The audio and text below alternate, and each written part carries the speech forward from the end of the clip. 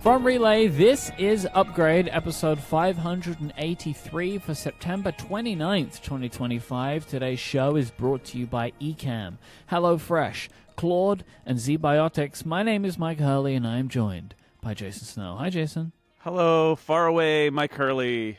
It is We're back in our respective locations.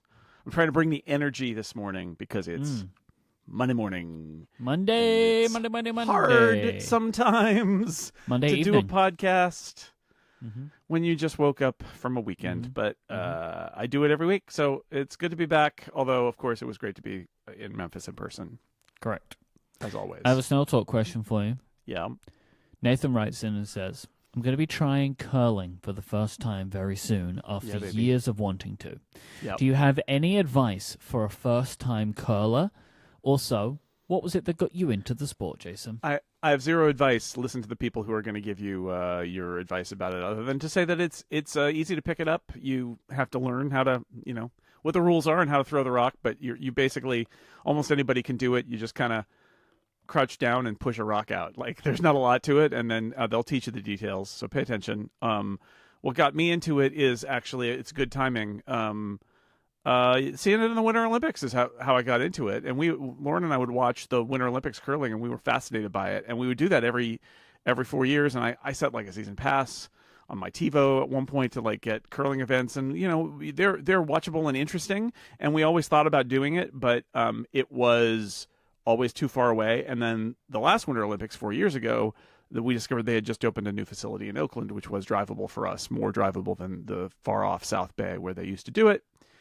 And so we signed up, just as Nathan has, for a try curling session, and that's it. So we've been almost doing it for 4 years now, and we expect the club is gearing up for an influx of curious people around the Winter Olympics. So we're trying to get that all set up so that we can make them make them our guests, and hopefully convert some of them to become curlers, because it's fun. I realize that it's such an outlier among people I know and I talk to, but it's really not any different than playing tennis or golf or bowling or whatever. It's just a sport that you do a couple times a week, and this is ours. So I will also say that this yesterday I was playing third, which meant that I was doing a lot of sweeping, and I always do an Apple Watch workout because it's curling workout is in there,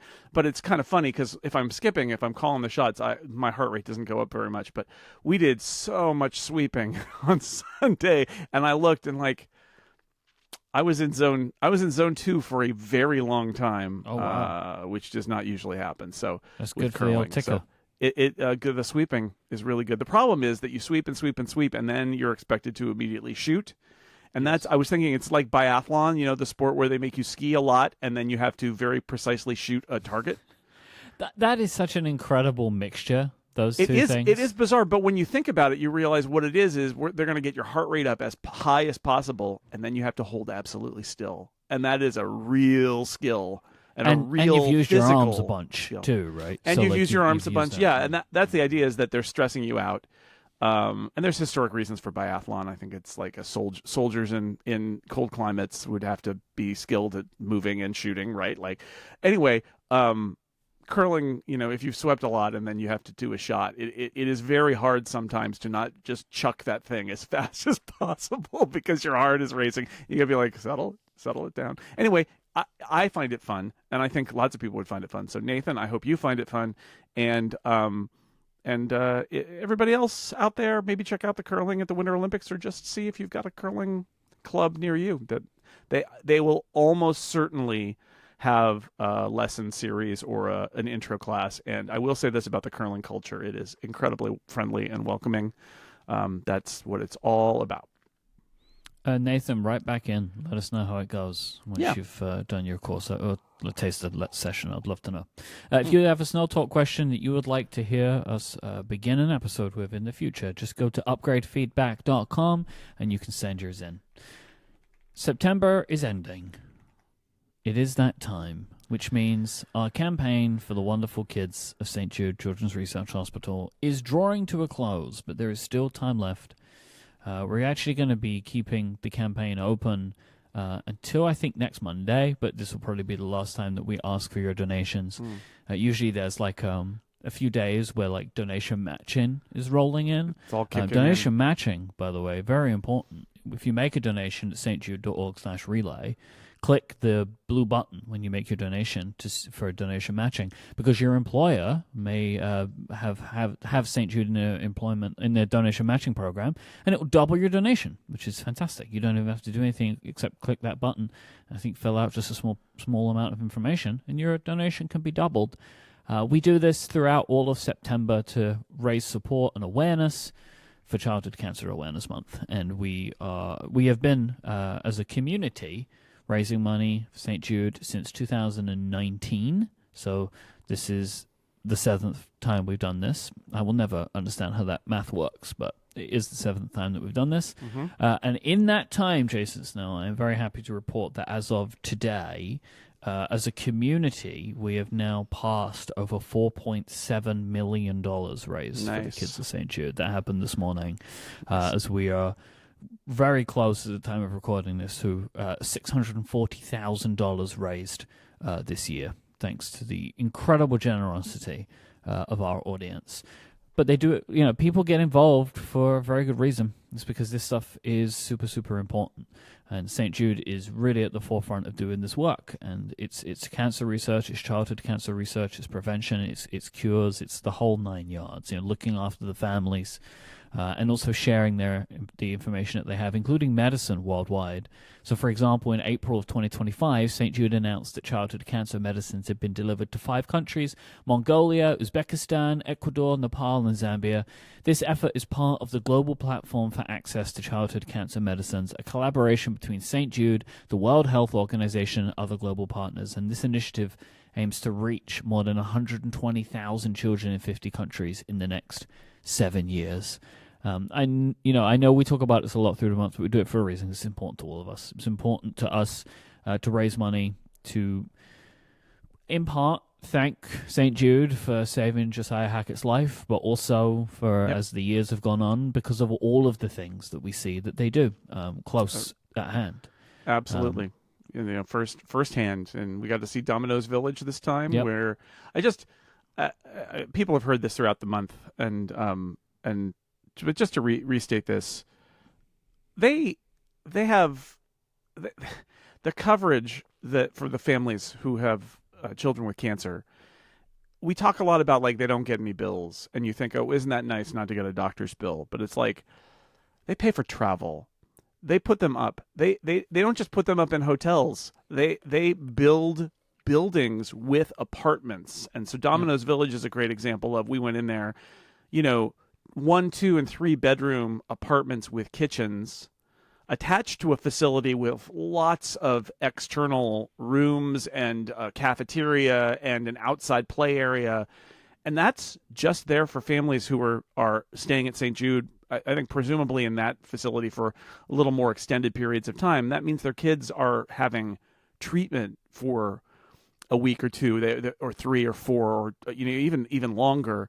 And they get a place to live because they don't have a place to live in Memphis. And that's covered, right? Like all of it is covered. So St. Jude is covering the families, and they're paying the doctors, and they're paying the buildings full of researchers to do studies, because they're not just treating kids, but they're also doing research to create new treatments. It really is, the more time I spend there, the more I realize that it is an A to Z kind of anti-cancer organization. It is covering all bases, and the patient families don't pay a dime. It's amazing. So if for any reason you've been thinking to yourself, I've got to donate this year, and you haven't, this is your last call to do that. Yeah, this is us waking you up when September ends. So exactly. That is a great way to speak.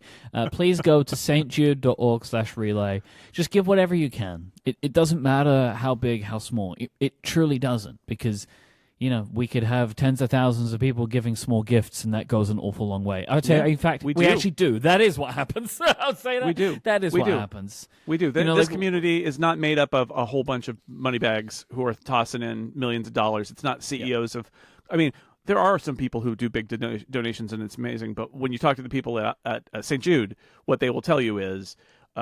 Relay's community is remarkable because, and so many of these online communities, the gamers that we meet with, the game streamers, at the Play Live event that they do in the spring that we go to, where we're the outliers because we're the tech podcasters among all these video game streamers. But like the remarkable thing is, we're all about those folks and us. About bringing communities of people together who don't have a lot of money, but will reach into their pocket and make even lots and lots and lots of small donations make a difference too. It doesn't always have to be the CEO of a big company who rolls or in a big and puts his name on a sign. Right, like it's just any big corporation. Like I do see this in other kind of communities that I'm a part of. Like they do a fundraiser, and the platform that they're streaming to will donate a bunch of money or whatever. But no, this is actually people. This is our listeners who are connected with what we care about, and they make donations. And then together we're like hunting down on $5 million raised in this short time. So stjude.org/relay. Please give whatever you can. We really appreciate the efforts that you've shown this year. Thank you so much. Yeah. So on last week's episode, we had a question about companies that could make Mac clones. And I had a suggestion. You didn't have one, and I asked for listeners. Can I be clear here? Yes. Just to go back, we'll talk about this more in a minute, but just to go back to last week's episode, which was great, and I think it was kind of giddy and goofy and fun and all that. But to be clear about the level of brain power you and I were operating on. Yes. We had been in Memphis for almost a week. Including a couple of rehearsal days, a 12-hour-long podcast-a-thon day, followed up by an early wake-up call the next day to go to sit in the 90-degree humidity in the sun to watch a college football game. Predating the recording of that episode, we spent like an hour trying to figure out how we were going to shoot video and hook up all this stuff and move furniture in your room and all of that. I'm just saying... This follow-up is really good, and I appreciate everybody here for like supporting us, because I was definitely a bear of very little brain during that episode. Especially, again, my brain was like whirring on the iPhone and stuff. I was thinking about the iPhone and stuff. And then there's this question of like, what company would make a Mac clone? And it requires creative thought on the spur of the moment. And friends, I didn't have it. So, Mike, who had it for me? Who's got my back here? Joel wrote in and suggested Dyson. Great. Joseph suggested Casio. There are a ton of different vibes here, by the way. Amazing. Semikami wrote in to suggest Nintendo. And a few people say Nintendo. I don't think I would like Nintendo. But they also, I think this is an S-tier suggestion, Love From. Just let Johnny do it again. Come like on. what would he do? That's cheating. That's it's cheating. Glass. You made it out of glass this time. That's cheating. Simon wants Yeti, the cooler people, to make it. I guess they would, new kind of cooling system. I guess you could put in a Mac if you just. I mean, you don't want to you don't want to insulate though. You don't want to like make a thermos with a Mac inside of it because it'll get real hot. Yeah.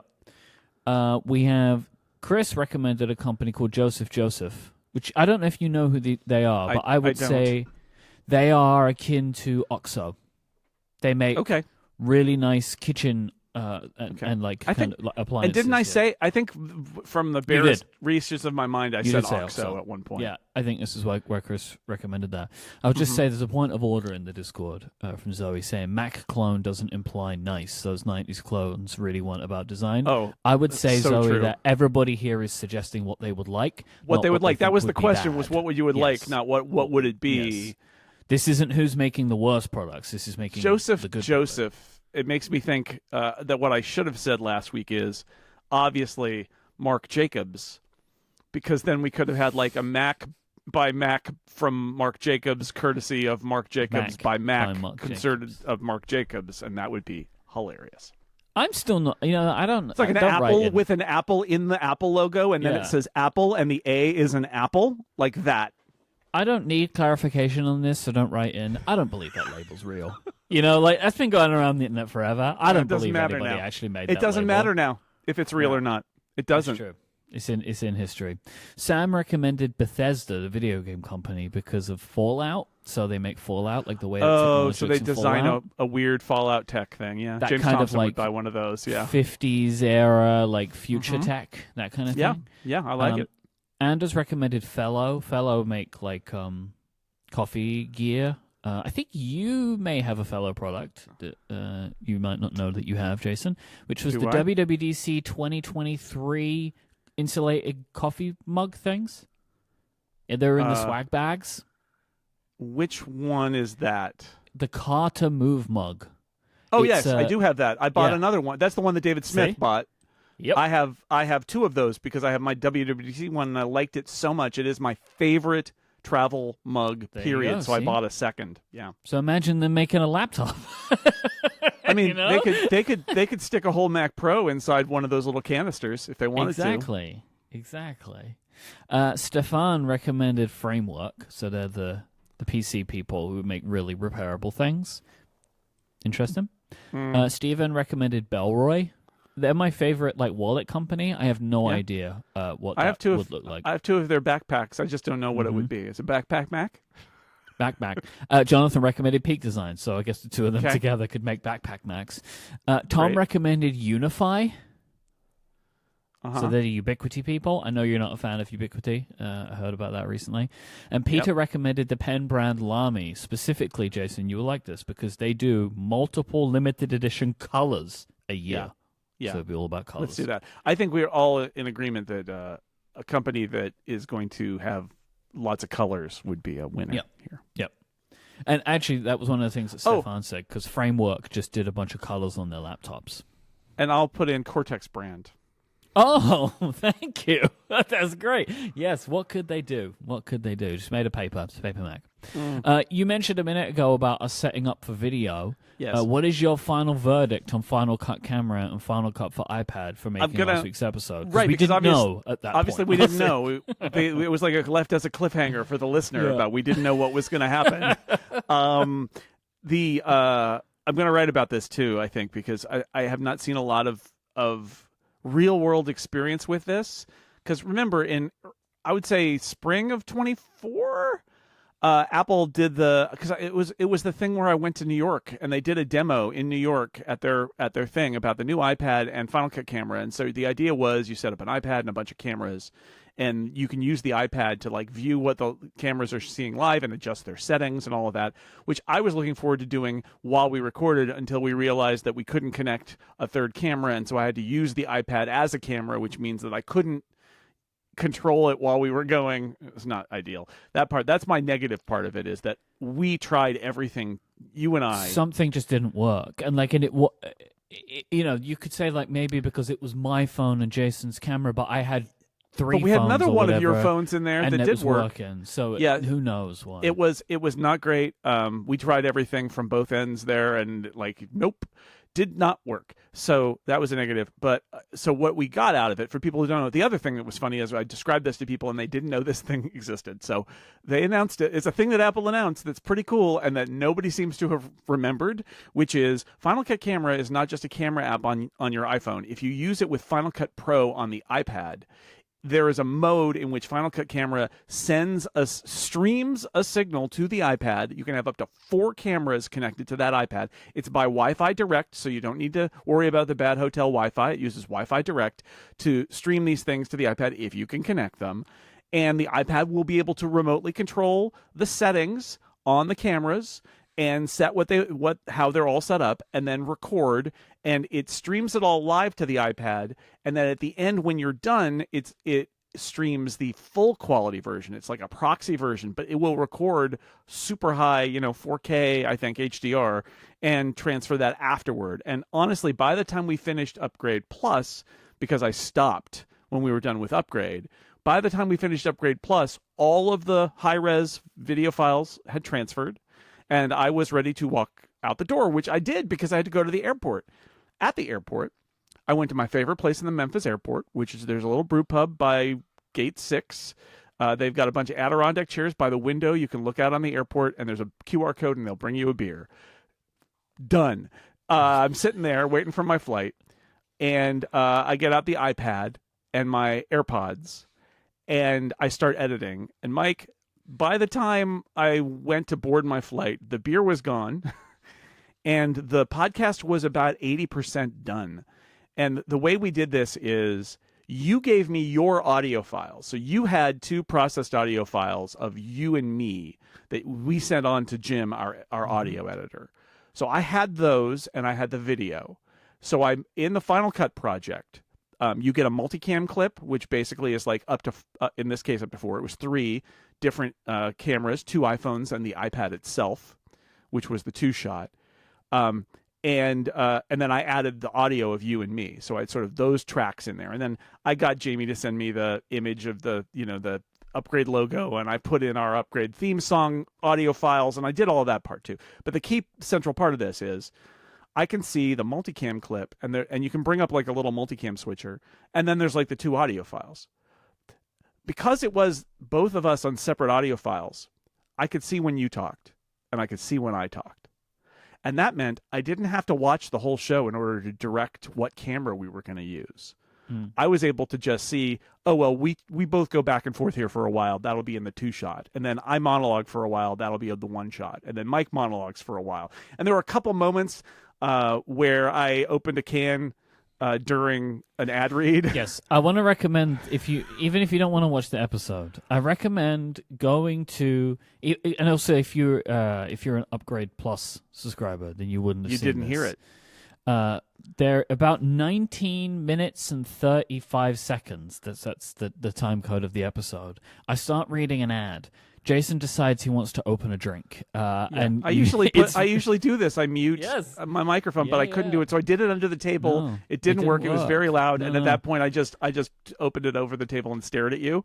Yeah, and so that moment, which was very funny, that's an example because I had just lived it. I made a more detailed set of choices for the camera angles because I thought it would be funny to show me smiling at you and then show you and then so I did that in a few places, but mostly I was able to just use our audio tracks and get the back and forth ready to go. I finished it like 20 minutes into the flight to Dallas from Memphis. It was so fast to do that. There are things that I did wrong. I was worried about the speed of the transfer and the fact that I had to get to the airport, so I set the iPhones to do SDR at 1080 instead of 4K HDR. My mistake is because we were so flustered because we ended up having to use the iPad. I didn't set the iPad to record at SDR, which meant I had an HDR project with SDR video in it. As a result, the video is dimmer than I would like it to be, and I did not have the time or inclination to figure out how to adjust the brightness on clips in Final Cut on an iPad. There is a point. But I will say this. It was easy to do. It looks pretty good. The alternative was literally just setting up a phone on a tripod and doing a 2-shot of it, and it's so much better than that. Yep. And I will say this. Going forward, if I need to capture video in a live setting, this is how I will do it because it really was quite good. Yep. And the way it works, they don't need to be your phones. You just need to pair them. So assuming that we could successfully pair the phones, it worked out really well. So it's a cool feature, very limited use, right? You have to have a multicam thing that you want to record, but if you do and you have an iPad and some iPhones, Final Cut Camera is free. You can subscribe to Final Cut Pro for iPad for $5 a month and then just cancel it after a month. That's what I did. It's pretty cool. So like thumbs up to Apple for that. And you can do, I recomposed the 2-shot of you and me because it was weird because I wasn't able to compose it with me sitting in the chair, and I was able to zoom in a little bit and figure out how to do that. Again, figure out how to do that on an iPad because I know how to do that on a Mac in Final Cut Pro, but not on the iPad. So it was a cool experiment that also generated a unique video clip or video episode of Upgrade for those who partake of such a thing. But it was fun to do just as an experiment as well. So, yeah, very cool. We had an anonymous person write in to say, I work for one of the big 3 U.S. telecom carriers, and have heard that over the first 72 hours of pre-orders, the Air made up less than 5% of sales. This also matches a statistic that MKBHD shared and in his video about the 17 Pro from Dbrand. And like Dbrand, their case sales, 5% of that makeup was the Air. He didn't do a very good job of talking about this statistic in his video, I think, to kind of... He extrapolated it out further than I think makes sense. You also wrote an article about this. This is one of the reasons I wanted to tell this together on Macworld about kind of like how...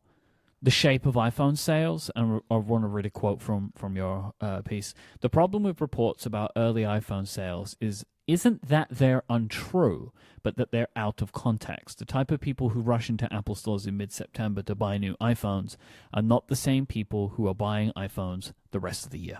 Yeah, I think it's that thing where on one level you get a sample, and if it's a representative sample, that's all you need. And people are always skeptical about that. But having seen how like online polls work in representative communities, I will say it's not always the case. But generally, if I open an online poll somewhere, or I'm a participant in one and I can see it, you do that for a day, and then you can leave it open for another week. And unless somebody like brings in their community to skew the results or something, the point is, once you reach a sample size that is representative, the numbers aren't going to change. 500 people who are a representative sample come and vote on something, and then you get 5,000. I'm telling you, the percentages won't change. They won't. Yeah.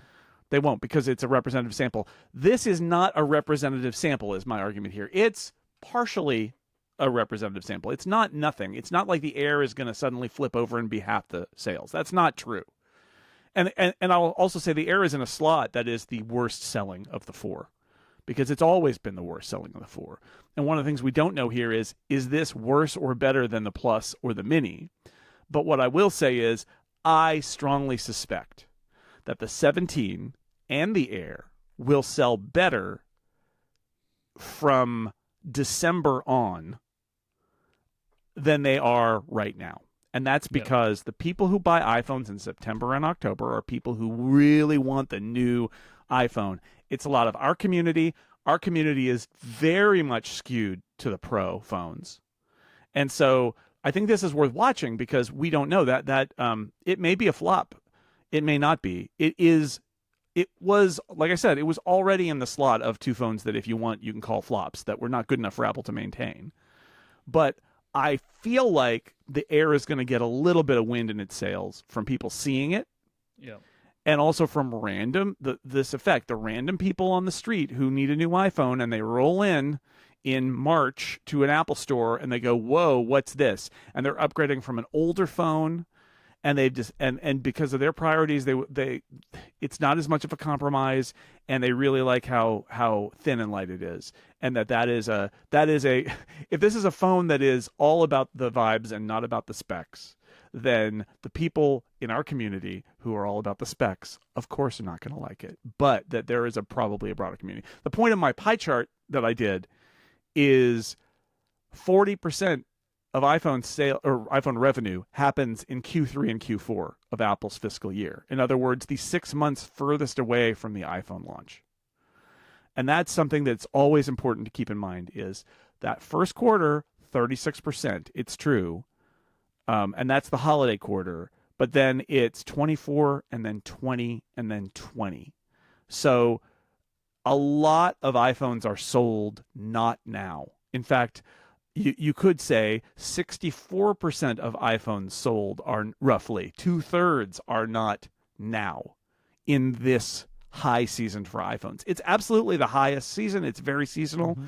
I think because of the newness of it and because of the holidays. I think that those are the things that drive it. But the rest of the year, they're still selling iPhones, right? And I think, and I have no figures to back this up, this is just kind of my logic here, is I suspect the numbers really change. This may also be one of the reasons that Apple's okay with doing a spring release of some of the iPhones that we've talked about over the last few years. As the 16e came out in the spring. Buying it. And the 16e, like my mother and my mother-in-law bought a 16e.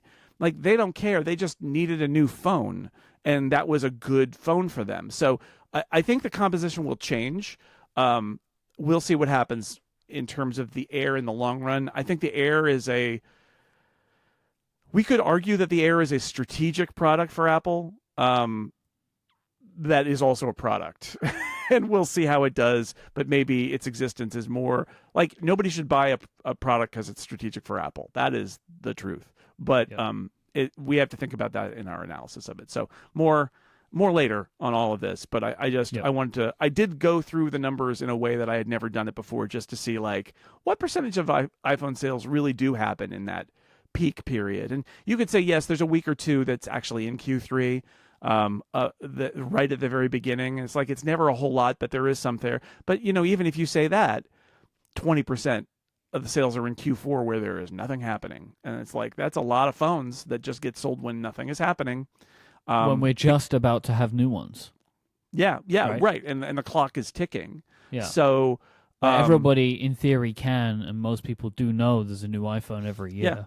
Yeah. But they're still buying them anyway. And they still buy them in Q2 and Q3. Yeah.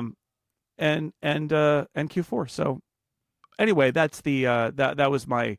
I wanted to check and see because I knew that was the case, but I wanted to put numbers on it of how even when the iPhone is seasonal and everybody in our community feels like they're buying a new iPhone, there are an awful lot of people who buy new iPhones in March and May and July, even though it's almost September.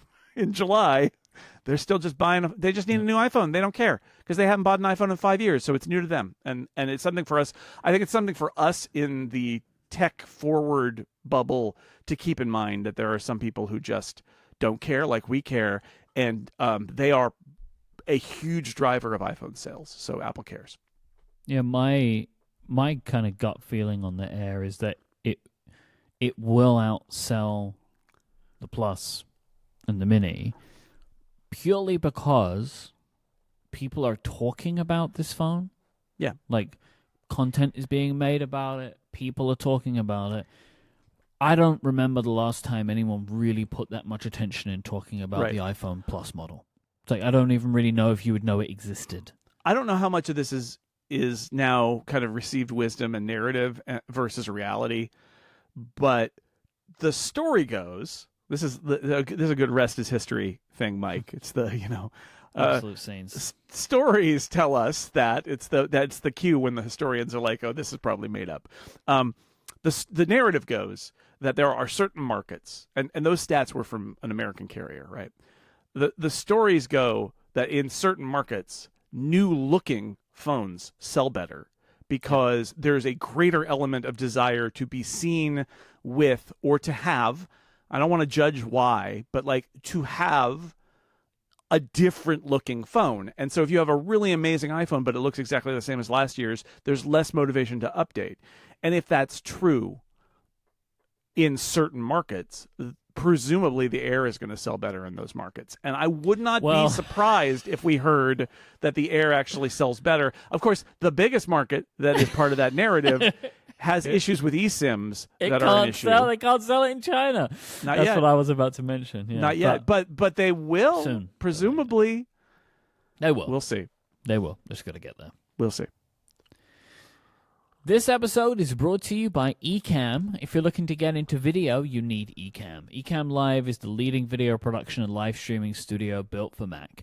It's great for streaming, recording, podcasting, and presenting. If you want to stand out from the crowd, you need high-quality video, and with Ecamm, you can screen share, use multiple cameras, and even direct the show in real time with their live camera switcher. It's great for simplifying your workflow, too, because you can do everything with the Ecamm app. You get started quickly and have everything on hand to create whatever you need with video. Jason, we were just talking through charts and quarterly stuff. When you do your live streams for every quarterly earnings results, you're using Ecamm, right? Yep, that's right. We use Ecamm Live. I get Dan Morin in either on Zoom, which it integrates with, or on Ecamm's own video call platform, which they have connected to Live. You can choose either one. And then I got the charts in a window, and I've laid out the whole canvas there, and it's a really friendly experience. And we do that for the Total Party Kill streams too. I have a layout for that, and I actually have multiple YouTube channels connected to it, and I have multiple layouts, they're called profiles in Ecamm Live, something like that, where I've got sort of like pre-laid out for the D&D with all the branding, all the graphics, and for 6 colors with all the graphics, and so I can get that all set up fairly quickly. And yeah, it's great. It's my personal choice. I've used a bunch of these options, and I like Ecamm Live because it feels so familiar to me. It's a great Mac app, and it feels like it, and I feel like there's no compromise in terms of performance, and I can do 4K streaming to YouTube, and it's not a problem. You can add your own stamp to videos with logos, titles, lower thirds, and graphics. You can drop in video clips, bring in interview guests, use a green screen, and so much more. Ecamm Live does it all. Ecamm's members are marketing professionals, podcasters like us, musicians, church leaders, bloggers like Jason, and content creators of all kinds. If you're on the pro level plan, you can enjoy Ecamm for Zoom, where you automatically send Ecamm Live's audio and video output into a Zoom meeting, Zoom webinar, or a Zoom event. And you can add up to 8 Zoom participants as camera sources in your broadcast or recording. You can automatically create individual recordings for those too, and add Zoom chat messages to your broadcast or recording as text overlays. To get 1 month free, just go to ecamm.com/upgradefm and use the code upgradefm. That's a whole month free of Ecamm Live at ecamm.com/upgradefm with the code upgradefm. Go there now and check it out. Our thanks to Ecamm for their support of this show and Relay. So when we spoke last week, Jason, your iPhone review units had not yet arrived with you. They were on your way to your home, and we were in a hotel in Memphis, Tennessee, which is not where your phones were. No, so I want to get house. an update from you. What have we got? What are we using? What are we thinking? I've got the Air, I've got the Pro Max, I've got the 17. I bought myself a Pro, so I have that. I've got a crossbody strap that hasn't come out of the box. I've got cases that haven't come out of the box. I have not gotten to that point. But what I have done is when it came last Monday, I transferred the Air from my old phone. Okay. So I have been using the iPhone Air for a week. That's my primary. I feel like I probably know the answer to this, but I'll ask it anyway. Why have you gone with the Air? It's the most interesting phone. Yeah. It's the newest thing, right? Look, if I have to prioritize based on my interest and the interests of the world, a phone that is new in a lot of different and interesting in a lot of ways, especially considering that I have to make, this is the case of anybody who isn't an embargo reviewer, right? Embargo reviewers are breaking news. Their opinions are news because they're the first outside opinions allowed. Yeah. Everybody else has to find an angle. And I don't know what my angle is, but it's like, well, I'm going to start with the most interesting phone, which is this Air. And I've had a week, and I've started to, the parts in my brain, somebody was asking me like last week about it, and I was like, I don't know. I haven't even gotten there yet. I think, yesterday I was thinking, I think I actually could write something about the Air now. Because I spent a week with it, and then I can move on because, I'm looking forward to moving on to my, magical orange thing that I've got here in my hand right now, which I haven't even turned on. I bought it.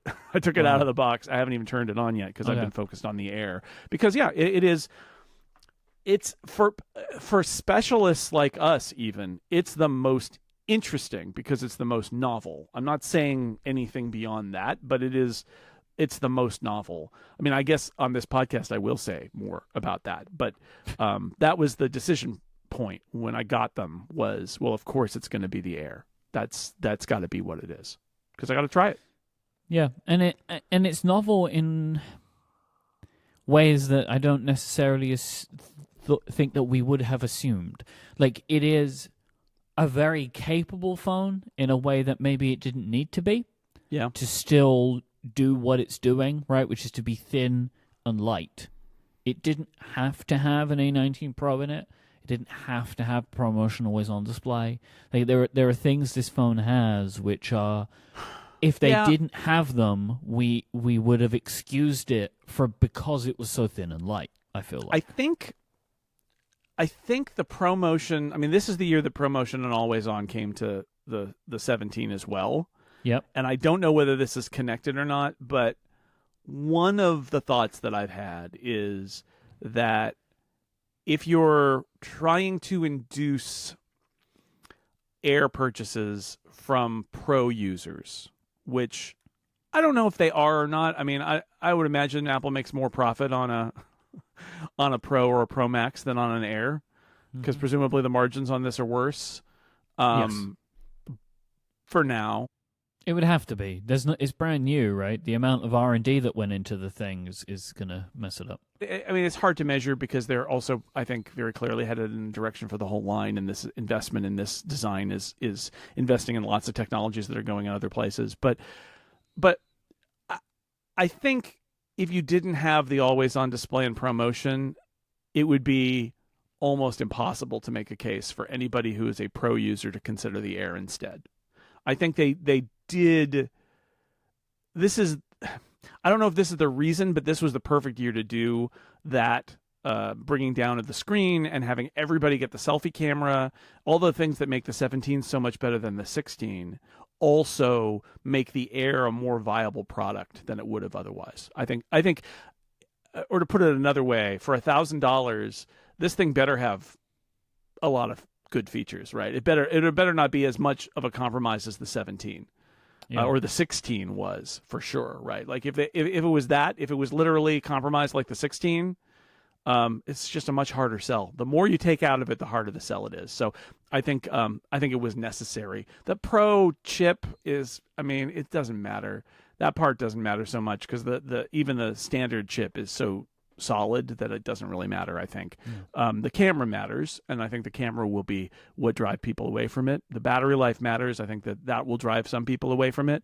But at least they got the screen right. I want to come back to camera and battery life. I mean, the things that people have hung up on, but I kind of want to get your feeling on just the overall feel of the device, the thinness, the lightness, the screen size. Yeah. Like, what has been your experience making this your primary phone for the last 7 days? Yeah, I love how thin it is. I love how light it is. Because I transferred all of my Overcast podcasts that were loaded to my Apple Watch, the downloaded ones were gone. So it was going to have to re-download them all. Just a quirk of how that's set up. And so I walked the dog with my iPhone in my pocket, which I try not to do. And it was really a really nice experience. And I think it's a combination of it being thin and light and also maybe a little wider, so it actually kind of fills my pocket width-wise a little bit, so it's not rattling around as much. But I forgot that it was there. I mean, I forgot it was in my pocket, and I never felt that way with a Pro. So that was really nice. Holding it in my hand, just between my fingers, holding it in my hand, it just feels so good, that thinness. It has a science fiction almost quality to it, the idea that I'm just holding a bare screen. And yeah, there's a bump at the top, but I don't hold it at the bump, except if I want to get some extra leverage, in which case I put my finger up at the top and I'm at the bottom of the little bump for some extra leverage. However, speaking of extra leverage, I will say this is a wider phone than the Pro. Right? Yes. It's on the way to being a Pro Max. And while the screen is really nice, as somebody who's been using a Pro for the last couple of years, up from the Mini, I have found it awkward to hold. Now, maybe I'll get used to it. I think there's some muscle memory going on there. But it also reminds me of when I've used some other larger phones where I feel like I'm doing a lot of like shimmying with my fingers and propping with my back index finger. And I don't think about how often I try to use my phone one-handed, but this week I've been thinking about it a lot because I've struggled to use it one-handed because of the way the grip is different and it's wider, and I struggle to get to the top, and I'm trying to shimmy the phone up in my hand so I can tap with my thumb, and then my thumb doesn't quite reach because it's over too far away because the phone is wider. And I was surprised by that. That's the aspect of the ergonomics that I didn't really realize, is it's a wider phone and I can feel it. Yeah, in using the Air, I am reminded of the reason that I switched from the Max to the Pro, right? Because I'm very aware of the fact that the Pro Max, it is a two-handed device. Like, that's kind of the way you have to use it. And I knew that the life I was heading towards was a one-handed device with holding a baby, and which is why I went down to the Pro. And I'm reminded of this when using this phone, but the difference of being, like, remembering what it was like to use the Max is that I am aware of the fact that the screen is larger, but I don't notice it as often because it's easier to hold than a Pro Max is. Just because of the thinness and lightness. Like, it's easier to kind of maneuver my hand around. But I do agree, I do still notice that the screen is bigger. Like, I ended up, I mean, this is how I use my phones anyway, but on my Air, I have a pop socket on the back now, like I always do. And the combination of the pop socket and the kind of the iconic plateau is enough to kind of make it easy-ish to hold. But yeah, I mean, it is a bigger screen. That is undeniable. And I can't reach to the top in my usual grip. Like, I do have to shimmy in a way that I don't really need to do with the Pro. So it is noticeable. I do, in a way, like, I'm happy that the screen is bigger. I think that makes the phone really interesting because it's so thin. Yes. Making it big is quite an interesting combo to have done. Yeah. But it obviously it changes the usability of the device because basically nobody can use it completely one-handed. And just from a physics perspective, increasing the screen size, every little bit you increase the screen size increases the battery a lot.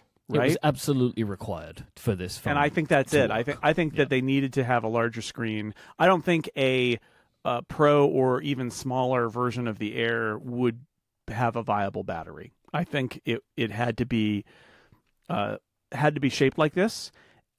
So I think it's great. Other than the weird kind of ergonomic issues that I've faced and tried to get over, and I'm sure I would get over it. I'm sure I would internalize all these little finger moves that I remember from previous phones but haven't had to deal with the latest Pros. I'm sure I would get over it because I got over it when we went to larger phones from smaller phones, and you just kind of get over it. You internalize it in a way. You do. So I would your way of living. I would do that. I just find it such a remarkably pleasant device to hold. I'm not somebody who cares about battery life that much. I think also the people who really, like, I already was at the case where if I was going to go somewhere and I was really worried about running out of battery in the middle of the trip, I would bring a battery, right? And so I don't think this would change that much at all. I'm also not, I'm somebody who works at home and does not spend lots and lots of time outside of my house where the battery life would be an issue. I'm not saying that it isn't an issue for people. I'm saying for me, I'm the kind of iPhone user who doesn't care so much about extended battery life as long as I'm near a charger or I can bring a battery with me. And the camera, front and back, the cameras are really nice. I went to last baseball game of the year on Saturday for us, and I was sitting there and I was getting texts from Casey and Steven about college football, and I realized I was going to send them a picture of the ballpark.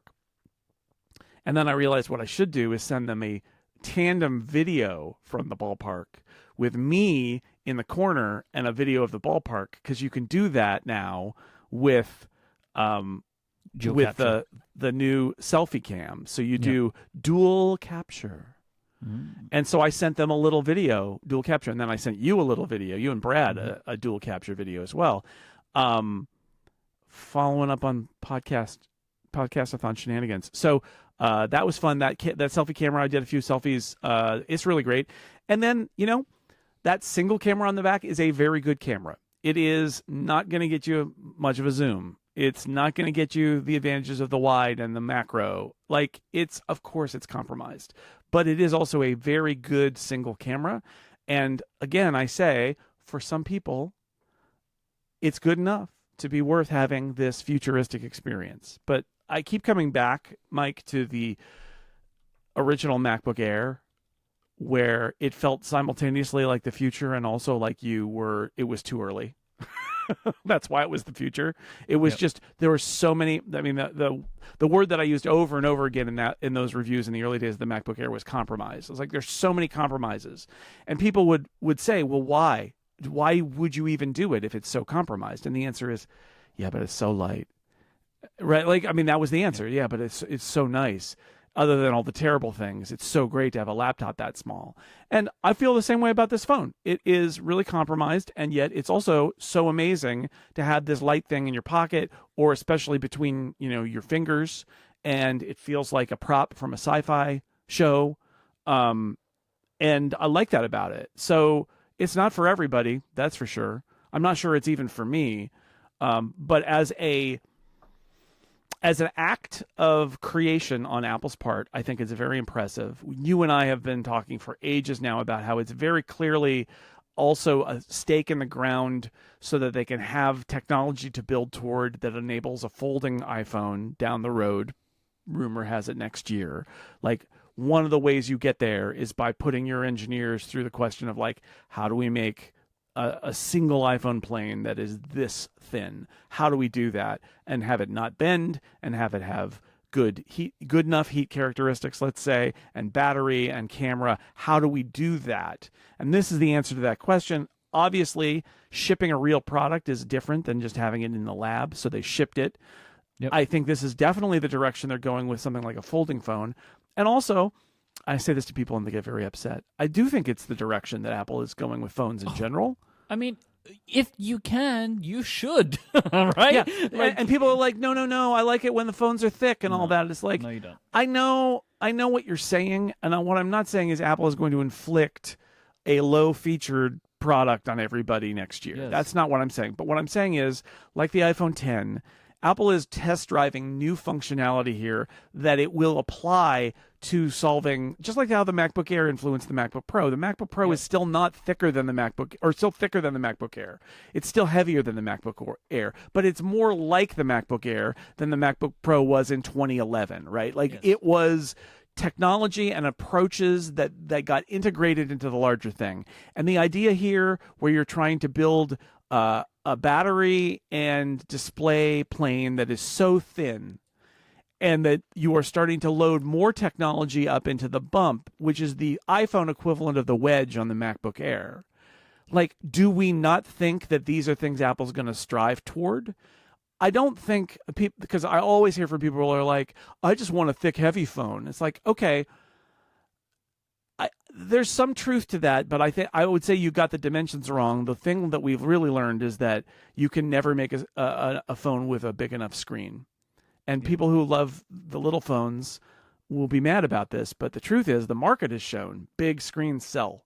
Bigger screens sell more. That's the direction it's going. And if you're doing that, like, again, the MacBook Pro is not the MacBook Air, but having a way to manage battery and thinness is important to lots and lots of people.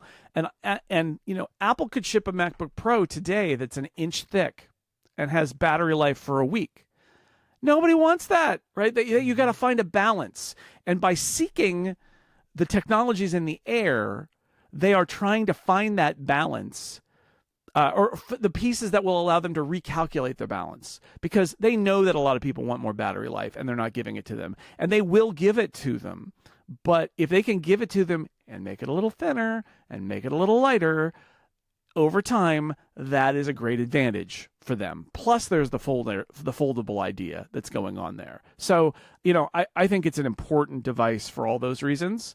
And I think that the people who buy it are not unreasonable. I'm not sure how I feel about it, but honestly, for me, it's primarily about that width thing and not about the rest of it, because I think I could get used to the rest of it. Yeah, I think, like, people, when they're asking for a thick phone, what they want is the features that it provides. But I think what we're both saying here is the hope is Apple can maintain the feature set, but use their learning technology-wise to make all the phones thinner. It's like, if you can do that, brilliant, right? What if there's enough space up in the new plateau in the Pro in a couple of years? Put the processor up there. You know, like, I don't know, but what if, right? Like, that is the hope, at least, right? And you said the iPhone 10, and I was thinking about the iPhone 10 a minute ago. Like, the Air is nowhere near as good a phone as the iPhone 10 was, but the Air is the most interesting phone since the iPhone 10, I think. Right? Yeah. Like, I don't think there has been an iPhone as interesting since the iPhone. Right, because 10. it's got so much different about it. Yeah. It has something like the iPhone 10 was fundamentally different because it had a full screen, right? And the notch. This is fundamentally different because it is unbelievably thin for what is in it, right? Where, like, realistically, you're losing out on 1 or 2 cameras, depending on how you would judge it, and an amount of battery life, depending on how you use the phone. For those to be realistically your only compromises, it's a technical marvel. And what they'll learn from this could be fascinating. And presumably over time, they will apply this technique to phones with more cameras. Yeah. To phones with more battery life. Yeah. To phones, like, that's the whole idea here is they're applying this stuff. Once they build this, they know how to do it. They can apply it elsewhere. And they just, maybe I'm talking too much about this, but, like, I see so many reactions to people who are like, Apple's going to take away my iPhone and replace it with an iPhone Air. It's like, no, that's not it. But it is a little bit like somebody with a 12-inch PowerBook saying Apple's going to take away my 12-inch PowerBook. And it's like, well, they are, but they're going to replace it with a PowerBook that's like a quarter of the thickness and has a 13-inch high resolution. Like, tech marches on, and this is how, like, you know, those people complain like the iPhone's really boring. And the truth is, the pace of smartphone innovation has slowed. There's no doubt about it, because there's low-hanging fruit that gets taken off, and then it's hard, because then you're no longer on, oh my God, we discovered a new category and now we can indent things for it and it's going to be great. And those days are heady, they're very exciting. But the truth is that once all that is gone, you are back to being at the pace of innovation, at the pace of tech innovation, not at the pace of pulling things off of, you know, oh, we'll use this tech from over here, and yeah, that's great, and we could stuff another camera in there, yeah. And it becomes, oh, we've already stuffed a lot of cameras in there, but how do we go from 24 to 48 megapixels, and what does that sensor look like, and do we need a tetraprism, and, like, it gets harder. And so it's fair to say that, like, the iPhone 10 was the last time Apple really kind of broke open the iPhone and started rethinking it, to the point where they sold the old model as well, right? Because they're like, oh, no, nobody's going to buy this thing for $1,000 phone. That's wild, right? It's, and then over time, all that stuff got interspersed to the point where now today's iPhone 17 has all of the contents of the iPhone 10, right? Like, it's just they're all down there and more, and it is the iPhone, and it's not identical to the iPhone 10, but it has become the iPhone. The Air is like that, where it's like we are seeing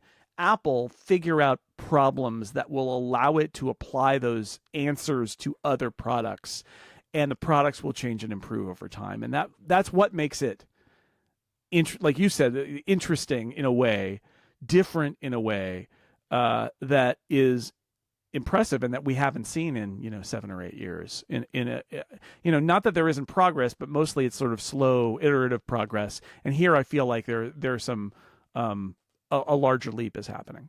Yep. This episode is brought to you by HelloFresh. Fall is here, and with it comes cooler nights, heartier meals, and the craving for something warm and satisfying. And that's where HelloFresh comes in, bringing you comforting, chef-designed recipes and fresh seasonal ingredients right to your door. This season, they've taken things to the next level with their biggest menu refresh yet. Say hello to a whole new way to do dinner. It's bigger because HelloFresh has doubled its menu. Now you can choose from 100 options each week, including new seasonal dishes and recipes from around the world. You can dig into bigger portions that'll keep everyone satisfied. It's also healthier. We can feel great with an even healthier menu filled with high-protein and veggie-packed recipes. HelloFresh now helps you eat greener with new veggie-packed recipes that have 2 or more veggies, and it's tastier. You can get steak and seafood recipes delivered every week for no extra cost. There's 3 times more seafood on the menu now, now at no extra cost as well. You can discover new seasonal produce every week, from snap peas to stone fruit to corn on the cob and more. Jason, I believe HelloFresh sent you a box of recipes. I want to know what you thought. Yeah, I know. We do a lot of these ads where it's like, oh, I received a podcast box, and now we'll speak about the podcast box. Friends, we pay for HelloFresh. It was great. They sent us an extra box. We got a week where we took off from the regular. We pay for it. We pay for it every week. We have HelloFresh every week. On Wednesday, a box comes with meals in it. And it's great. I mean, that's why we do it. Can we cook for ourselves? Yes, we can. But I will tell you, we had a skip week a couple weeks ago, and we have a skip week this week because we're traveling next weekend.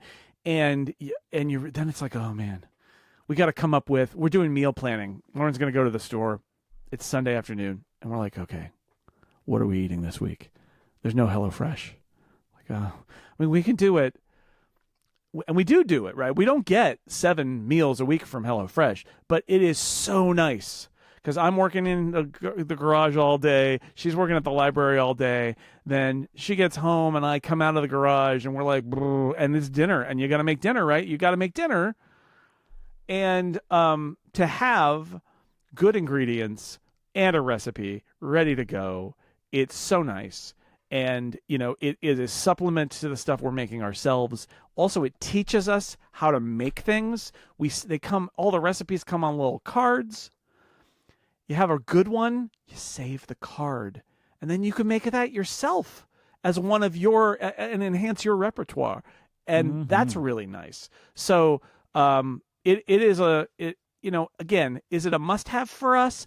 I'd say no, but when we skip it, we feel it because it is such a great way to ensure that we're making meals every day, which we're going to do anyway. We are not a frozen food family. That isn't what we are. We make the meals, but it's such a relief to not be like, oh no, I can't make that because I don't have that ingredient. All the ingredients are in the paper bag.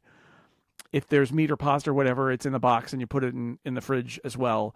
And then you get it all out, and then you get the pleasure, I would say, of producing that meal more or less from scratch, right? It's not coming in a tube or a can or something. It's like there's a pepper and there's an onion and there's a sauce packet.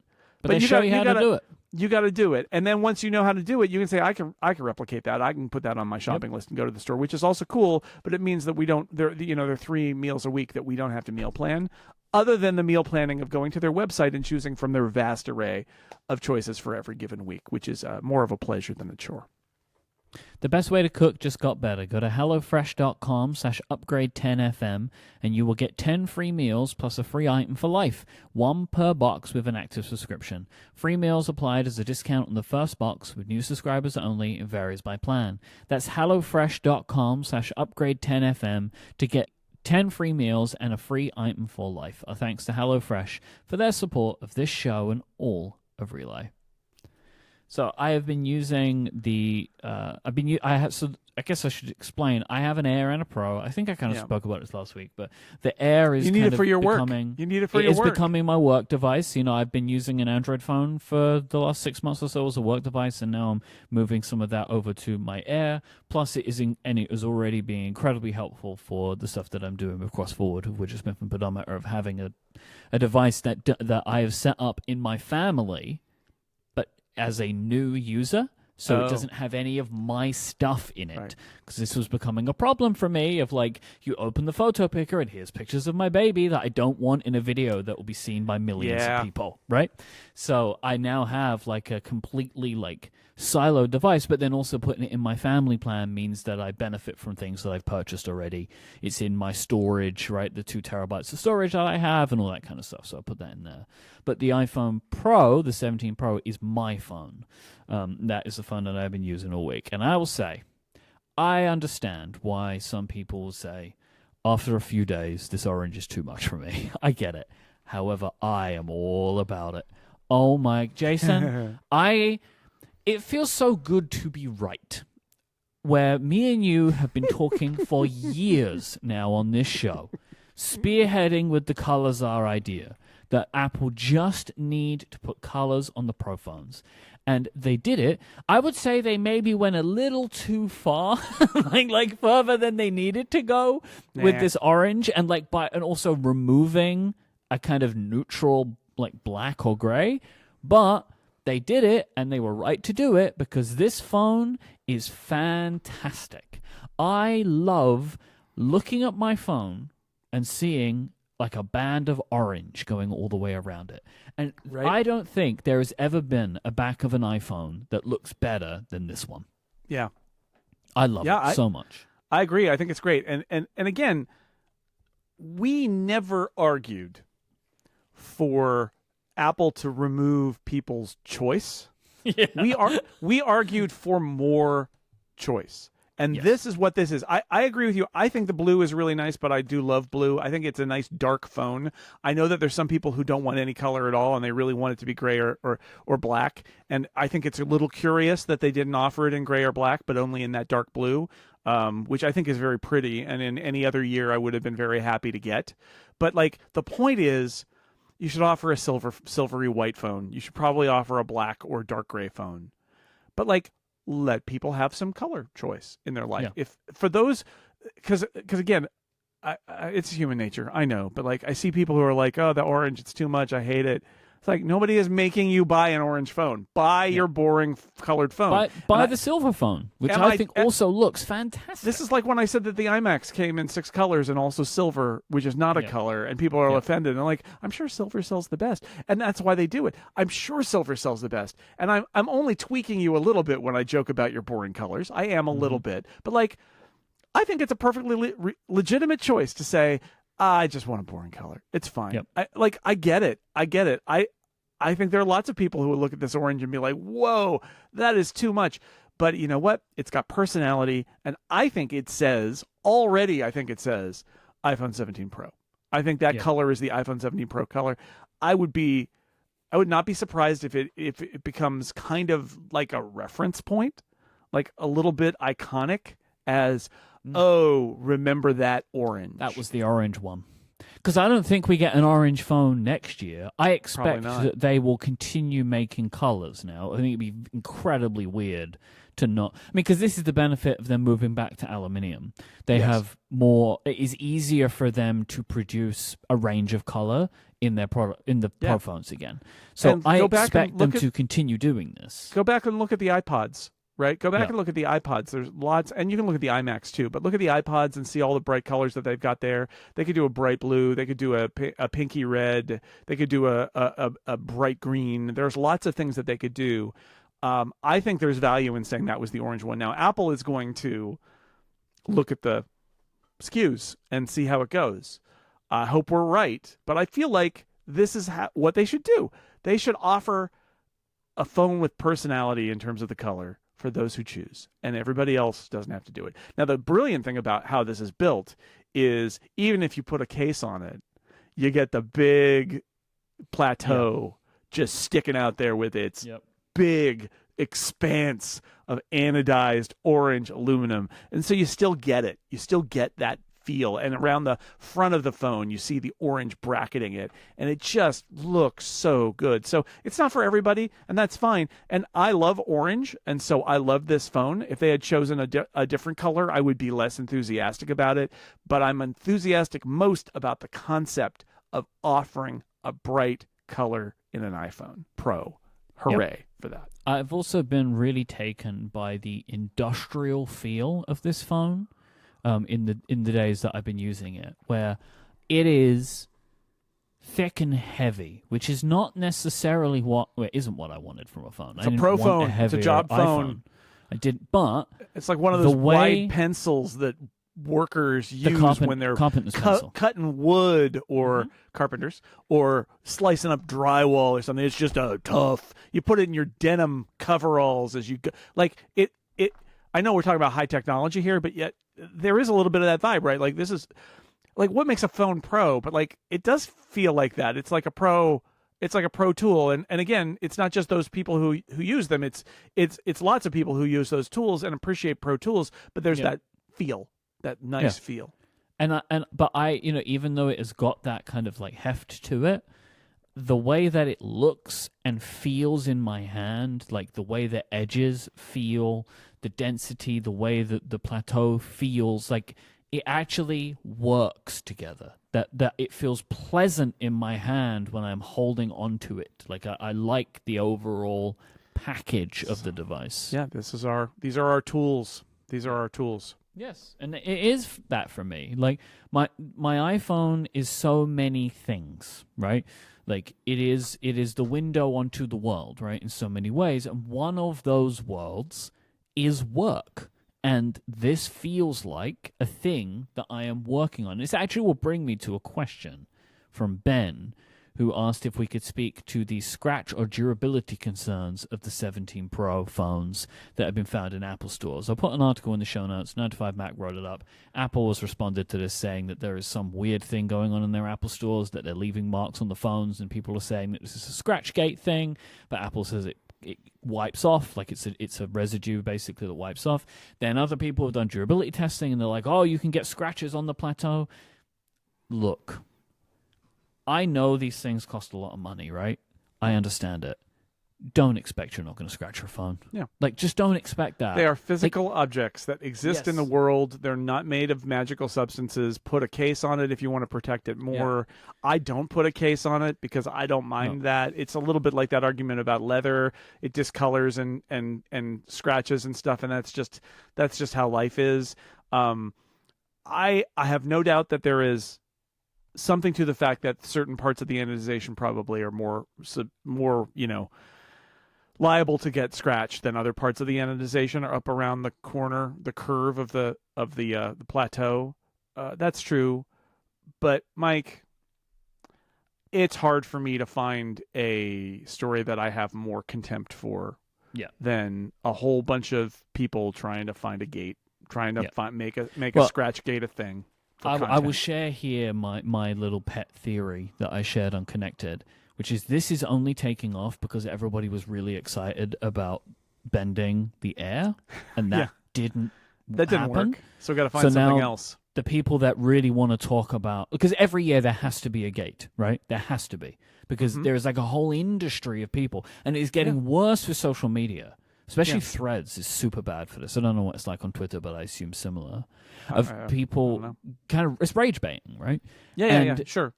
And so, like, people want to find these things, and it's like, because the Air doesn't bend, well, I guess we'll find the next thing, and it turns out that it's possible to scratch an iPhone? Oh, no way. Really? Like, every single iPhone? You can see the dynamic, the economic dynamic on YouTube thumbnails, because that's where I see it, because I do enough tech content that my YouTube channel, my new YouTube suggestions is full of this stuff. And most of the year, it's just not that there. It's not there, or it's not that bad. But this time of year, every thumbnail is some person. I almost said a bad word. Some person holding an iPhone with a big arrow, making a face like they are smelling a dead fish.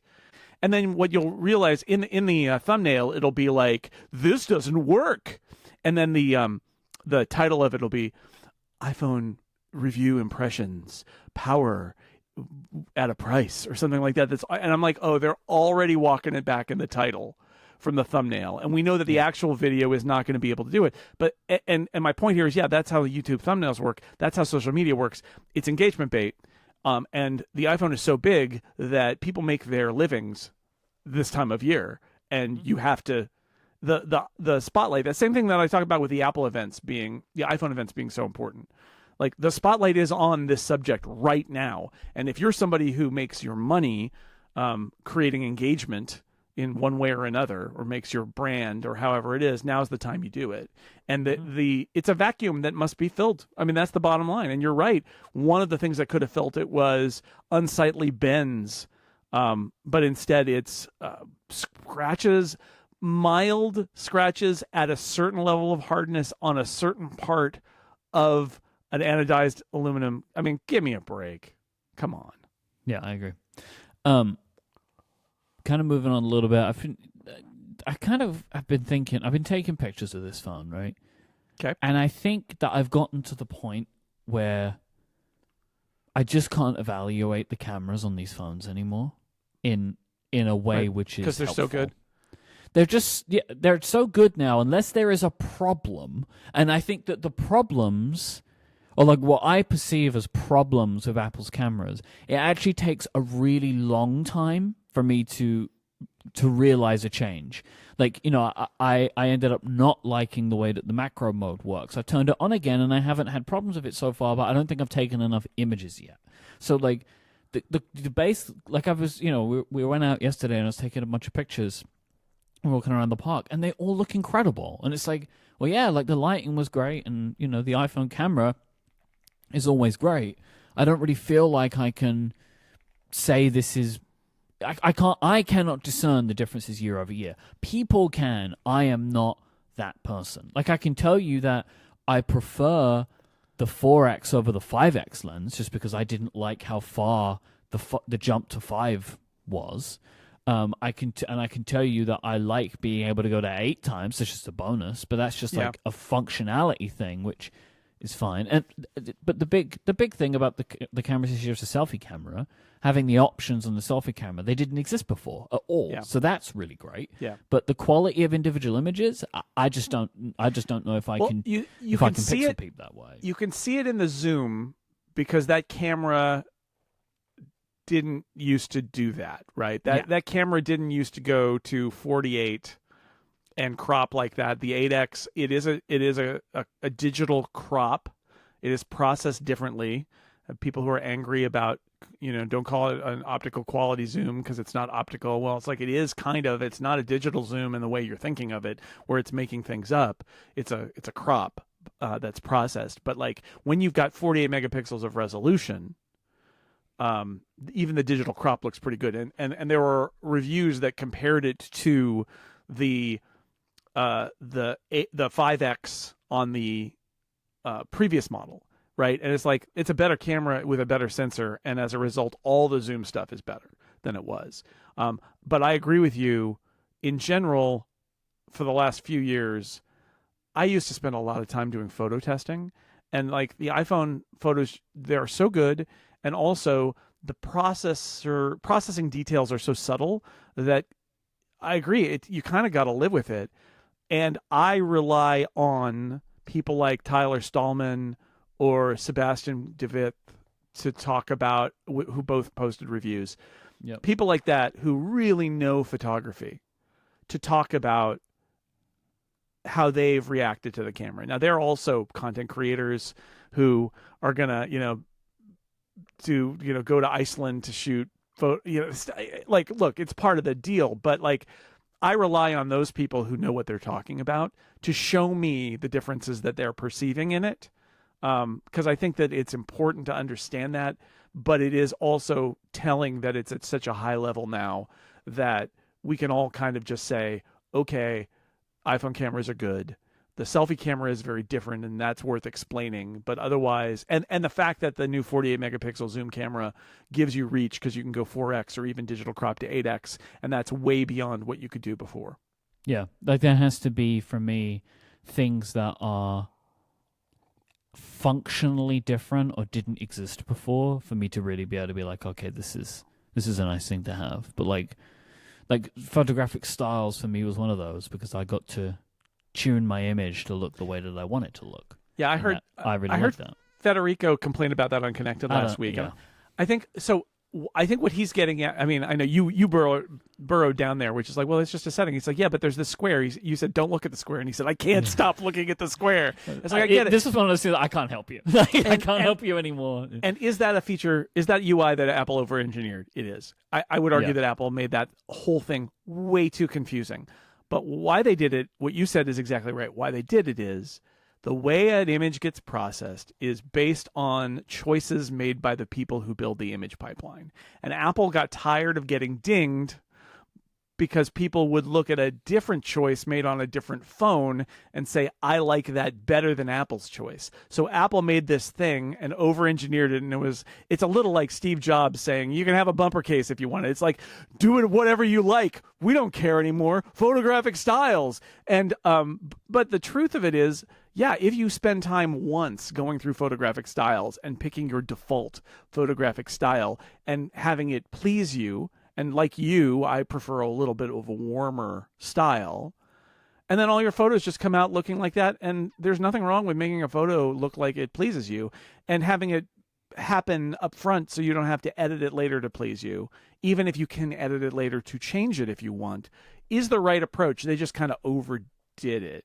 But yeah, so I mean, iPhone cameras are good. The selfie thing, I need to spend more time with it, but I think it's great. Like, I literally did the thing where you hold the camera up and you take a selfie and then you tilt it a little so that Lauren's in the shot and it zooms back and frames us both perfectly. And now it's a selfie of both of us. Like, where have you been all my life?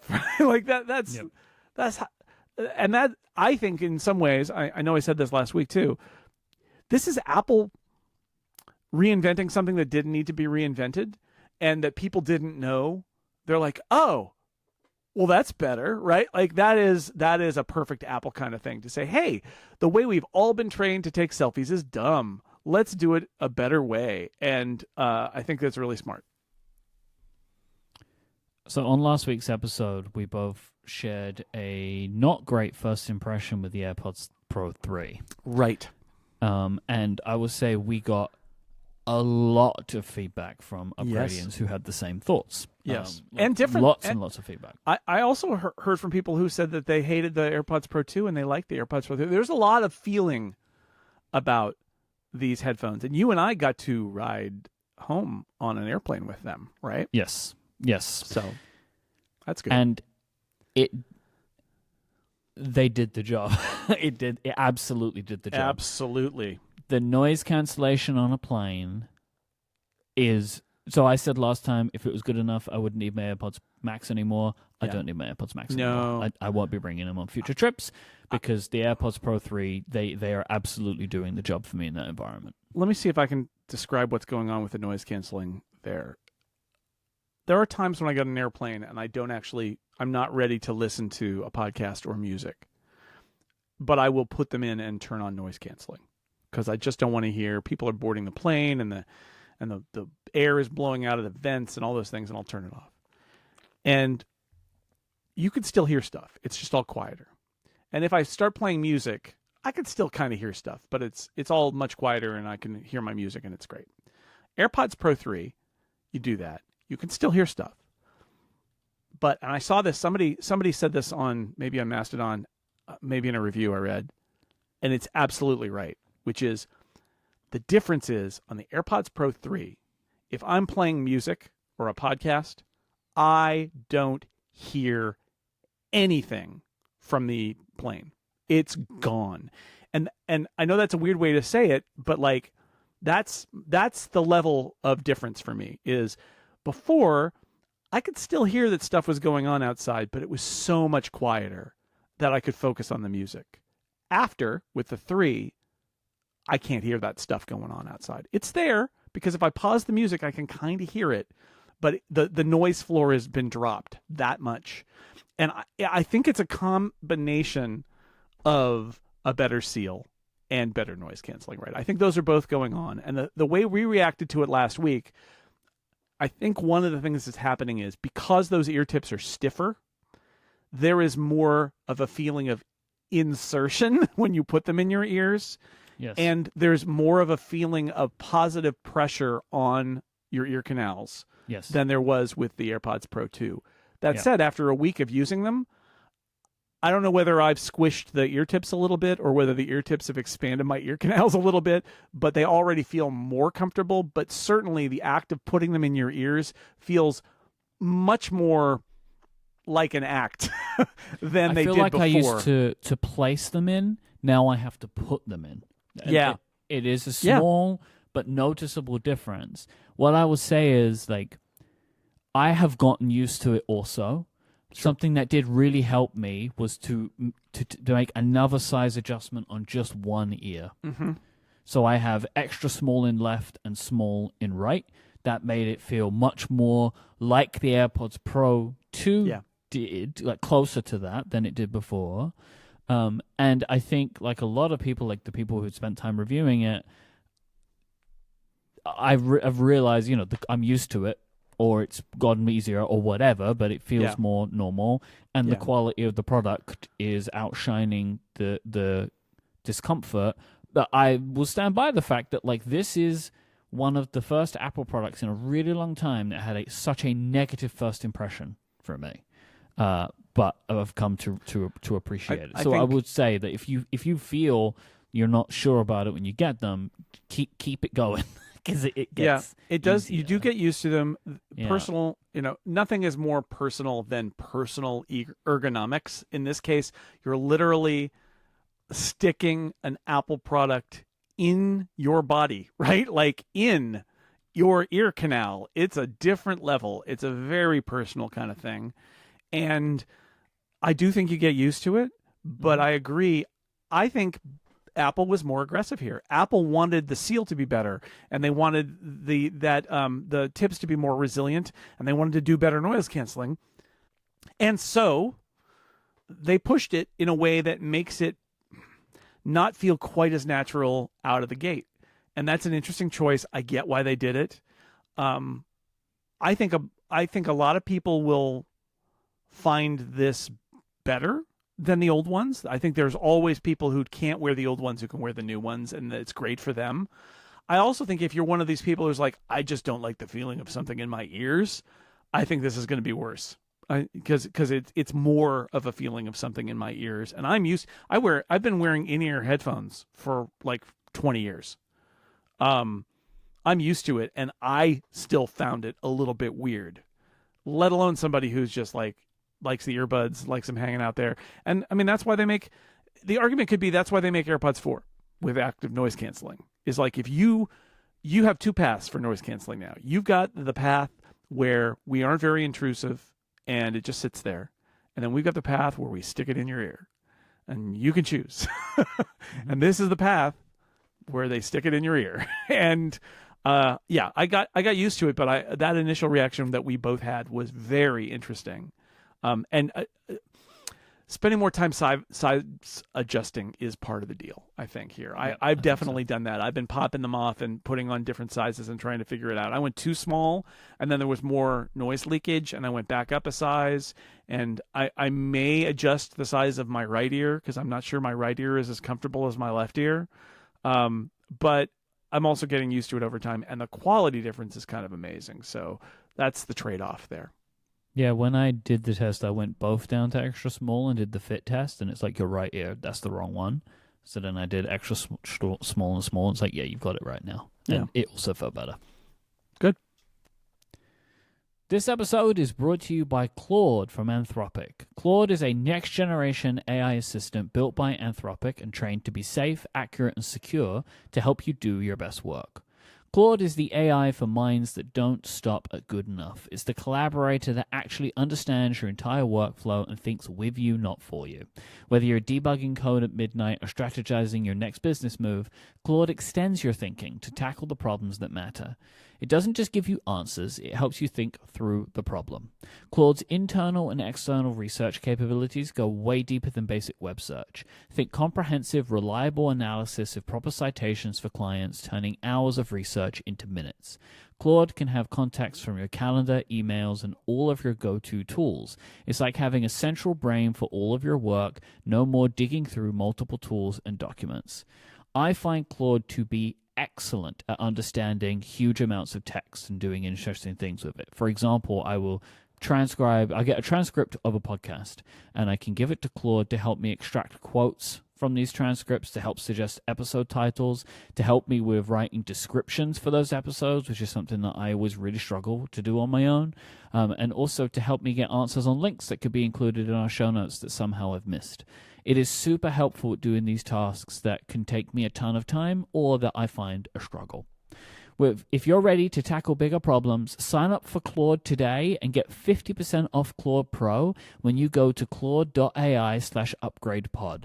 That's CLAUDE.ai/upgradepod right now for 50% off your first 3 months of Claude Pro. That includes access to all of the features mentioned right now, and that is all lowercase letters in that URL, which is claude.ai/upgradepod. Our thanks to Claude for their support of this show and relay. Ooh. It's time for Rumor Roundup, Jason Snell. Yeah, let's do it. Mark Gurman is reporting that Apple has developed an internal chatbot. This project is codenamed Veritas and is being used in anticipation of the new version of Siri coming next year. An internal chatbot. Mark Hello, reminded stomach. me. Hello, stomach. Get ready. Yes. The Doritos are coming. Developers are using this tool to test how the new Siri models are performing for finding information about that kind the of data internal on device, oh. music, and in-app actions powered by app intents. This app will probably never be released in the way that Apple are using it internally, because we should actually be seeing the results of this baked into a new experience with our devices using Siri, which is due to arrive, quote, as early as March. I think that means March or later, right? As early as March or later. This is a quote from Mark's article. Veritas resembles most popular chatbots, letting users manage multiple conversations across different topics. It can save and reference past chats, follow up on earlier queries, and support extended back and forth exchanges. Mm-hmm. So I hope that when they ship this, there is a UI that is like that. I don't want to be doing things primarily by voice, and I don't want to start fresh requests every single time. I think it makes sense, right? And Mark Gurman put on his pundit hat and said Apple should release this to the public. And I think I look at this and think, well, what they should do is they should make Type to Siri more functional, right? Yeah. Type to Siri should have memory. Type to Siri should have ability to reference multiple chats just like you can in other chatbot apps. It should just be part of Siri. Is the Type to Siri should become a little more prominent, and Type to Siri is your chatbot. And if they want to process Type to Siri in some different ways, so that it gets results that they want, that's I'm okay with that. I don't think it needs to necessarily be when you're in this mode it's just the bare model. They can do whatever, but I think the ability to have that kind of library of different text queries and a context inside them, right? That's one of the most important things about this is when you deal with one of these chatbots, they are able to reference that entire conversation, not necessarily all your other conversations. That's sometimes an option, but like that conversation, and understand the context of it and be able to follow up or go back to it later, which I do all the time with like programming projects where I'm like, oh, it doesn't quite do it right. And I go back and I say, hey, how about we fix this thing? And it's like, oh, of course, Jason, you're absolutely right. But in general, I'm not opposed to this because I think text interaction is perfectly valid. One of the things that's not clear from Mark's report is what is powering this experience. Like, is this an Apple model? Are they using a model that they're hoping to license? Like, these were the questions that were still unanswered based on the previous reporting. Like, are they working with third party? What is the underpinning of the new Siri experience? Like, that is not known from this. Is this a foundation model that'll kick things off to another model? Like private cloud compute or ChatGPT or Gemini or something? It's unclear. From code found in the 26.1 beta, 9to5Mac is reporting that Apple is laying the groundwork for other AI companies to provide models to create imagery in image playgrounds. So they're putting in some stuff that I think wouldn't need to exist if it was just ChatGPT and them. Right. I gotta wonder though who wants to be in this app specifically. I'm not sure who these companies are that are like, oh, we'd like to have our model available in Apple's tool. So I don't love image playground. That's an understatement. But I would say I feel like what Apple's going for here is a system-wide image generation API, right? Because you can access image playgrounds in apps too. Mm-hmm. So I think that's what they're doing here is they're saying we've built kind of a nice UI on top of image generators, and maybe the long run is your image generator can also be, in that same API, so that if people want to use your image generator from anywhere in the system using our UI, you can. I think whether that works or not, I don't know, but that's the advantage Apple has, is to say like anywhere in the system, if you're like make an image, you can do it and it can use Stable Diffusion or, whatever you want. But it's using Apple's APIs and it's using Apple's UI. So it's like a consistent UI for whoever is generating the image in the background. Maybe. Philip Esposito at Macworld has found evidence in 26.1 that Apple is building some new frameworks to allow third-party smartwatches to work better with iPhones. There are two things that Philip has found. Notification forwarding is referenced for better notification support, and something called accessory extension, which would allow for better pairing. Yeah, I mean, I guess all those Pebble people get excited about the Pebble coming back. Yeah. Stephen Hackett, get ready. Clearly a thing to appease the regulators all around the world that want it, right? It will help Yes. make Europe happy, and Right. this is also part of what the Department of Justice is saying. Yes. So do this, and maybe you'll make people get off your back. Yeah, I think, yes. We've talked about this at length, but I'll just say it's been more than 10 years since the Apple Watch came out. Yeah. You can, iOS should probably do a decent job of allowing other watches to pair with the operating system, because not everybody wants to buy an Apple Watch, and you're making my argument is essentially that you're making your product lesser. iOS is lesser because there's a whole class of devices that won't work with iPhones, and you're almost building a system like back in the day when the Mac was incompatible with everything because everybody used PCs. It's a little like that, where like there's whole classes of products, and Apple's response is, well, no, just buy an Apple Watch. But not everybody wants an Apple Watch, and they should probably have decent access to the system. And I get Apple's argument here, but like Apple provides all of those features for the Apple Watch. Maybe it should provide those for other devices too. I mentioned the DMA.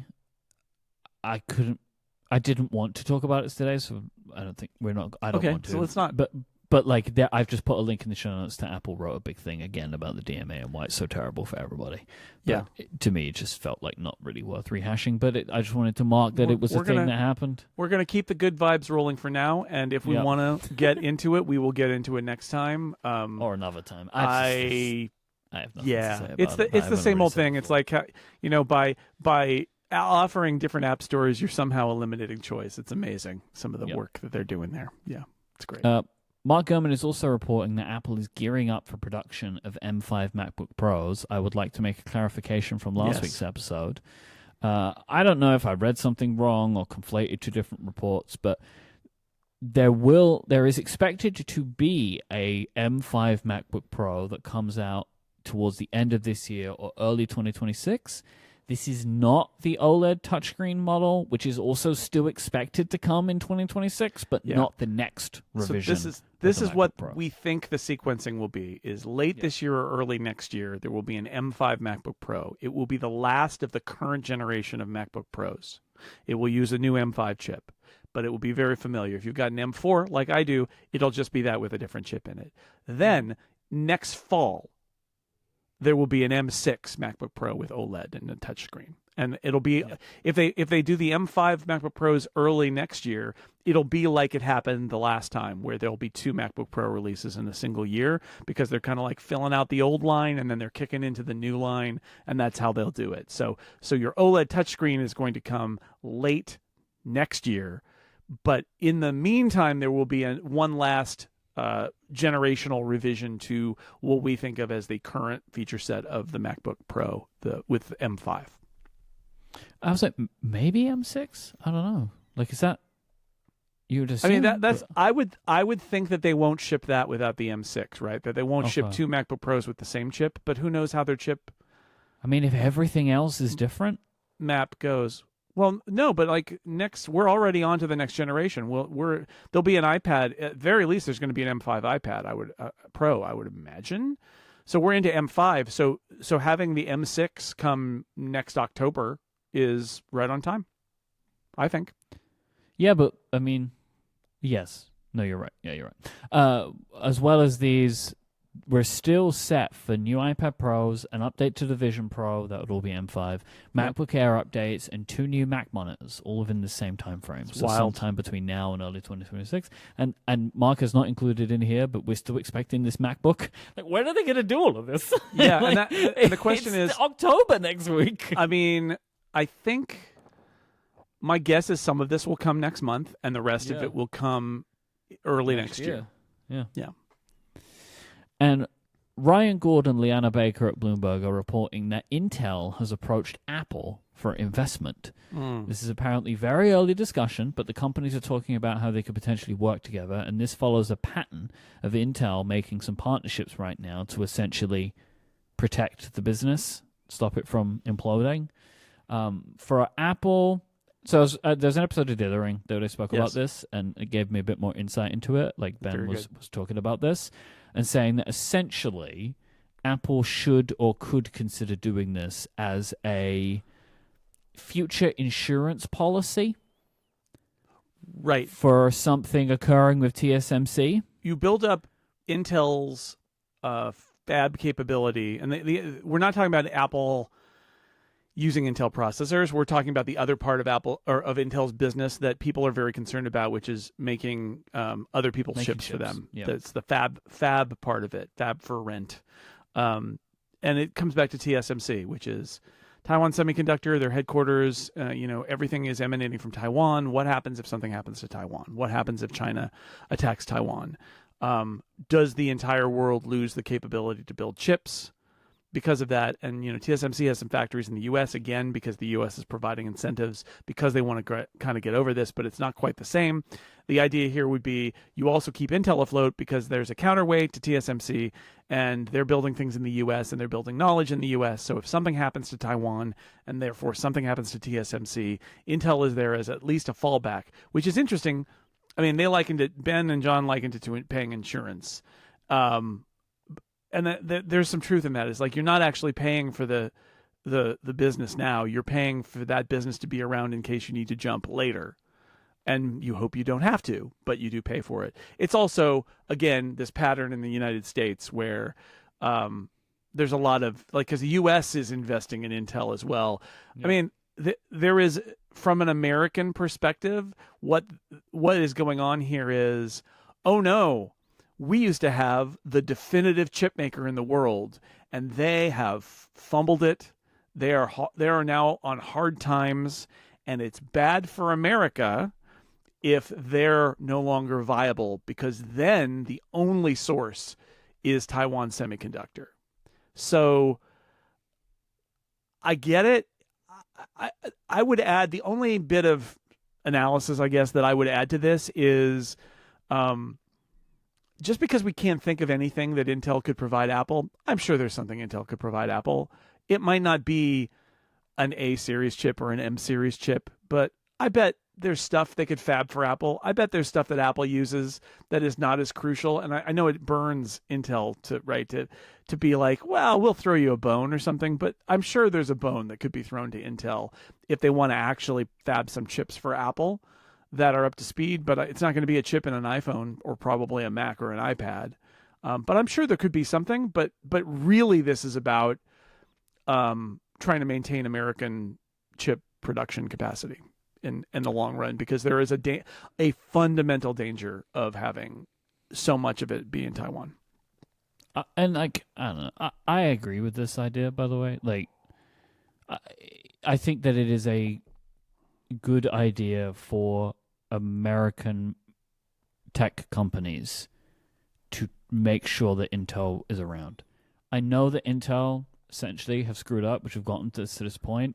Bailouts are never a great thing, but sometimes there are reasons you do it.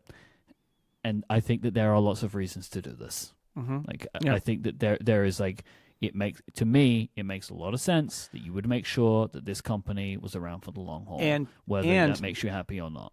I mean, nothing is forever. Intel lost this lead. TSMC is riding high, but nothing is forever. And if Intel gets enough momentum, it could become a relevant option for Apple. Maybe not now, but maybe in a few years. Even if Taiwan is not invaded by China and TSMC is still able to do whatever it needs to do. And yeah, it's, again, to have the United States and U.S. tech companies place a bet that's I know it's essentially saying Intel is too big to fail, but there's a real strong argument that Intel is too big to fail.